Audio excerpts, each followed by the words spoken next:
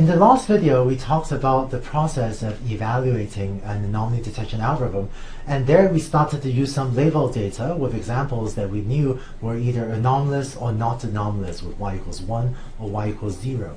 And so the question then arises of, if we have this label data, if we have some examples that are known to be anomalies and some that are known not to be anomalies, why don't we just use a supervised learning algorithm? So why don't we just use logistic regression or a neural network to try to learn directly from our labeled data to predict whether y equals 1 or y equals 0.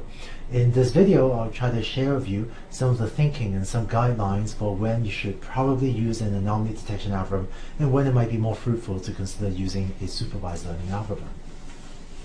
This slide shows what are the settings under which you should maybe use anomaly detection versus when supervised learning might be more fruitful. If you have a problem with a very small number of positive examples, and remember, examples of y equals 1 are the anomalous examples, then you might consider using an anomaly detection algorithm instead. So having 0 to 20, maybe up to 50 positive examples might be pretty typical, and usually we have such a small positive set of positive examples, we're going to save the positive examples just for the cross-validation set and the test set. And in contrast, in a typical normal anomaly detection setting, we will often have a relatively large number of negative examples of the normal examples of normal aircraft engines, and we can then use this very large number of negative examples with which to fit the model P of X. And so there's this idea that in many anomaly detection applications, you have very few positive examples and lots of negative examples, and when we're doing the process of estimating P of X, of fitting all those Gaussian parameters, we need only negative examples to do that. So if you have a lot of negative data, we can still fit P of X pretty well.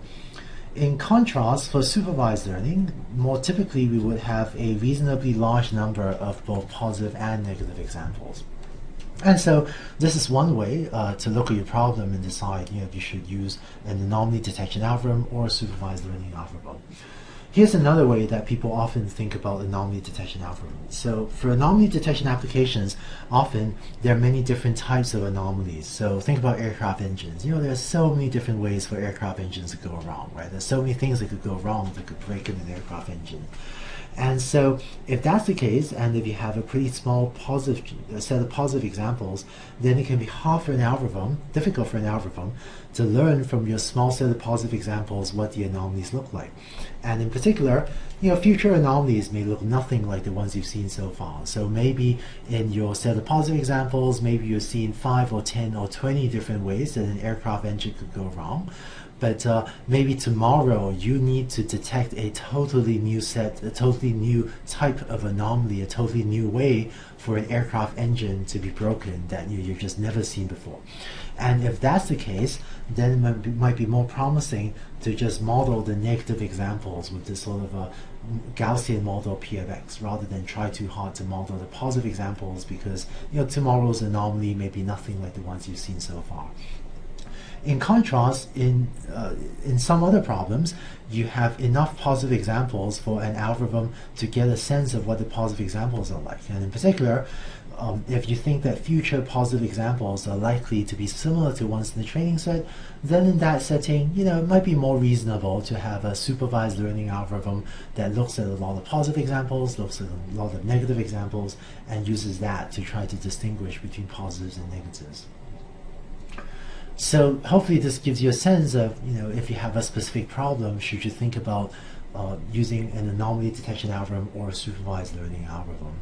And the key difference really is that in anomaly detection, often we have such a small number of positive examples that it's not possible for a learning algorithm to learn that much from the positive examples. And so what we do instead is take a large set of negative examples and have it just learn a lot, learn P of X from just the negative examples of the normal aircraft engine, say, and we reserve the small number of positive examples for evaluating our algorithm to use in either the cross-validation set or the test set.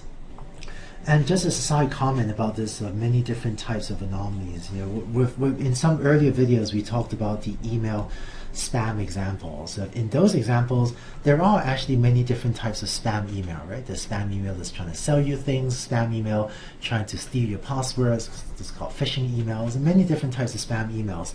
But for the spam problem, we usually have enough examples of spam email to see, most of these different types of spam email, because we have a large set of examples of spam, and that's why we usually think of spam as a supervised learning setting, even though there are many different types of spam email. And so if we look at some applications of anomaly detection versus supervised learning, we'll find that in fraud detection, if you have many different types of ways for people to try to commit frauds and a relatively small training set, a small number of fraudulent users on your website, then not use an anomaly detection algorithm. I should say, if you're a very major, online retailer, and if you actually have had a lot of people try to commit fraud on your website, so if you actually have a lot of examples with y=1, then sometimes fraud detection could actually shift over to the supervised learning column. But if you haven't seen that many examples of users doing strange things on your website, then more frequently fraud detection is actually treated as an anomaly detection algorithm rather than with a supervised learning algorithm.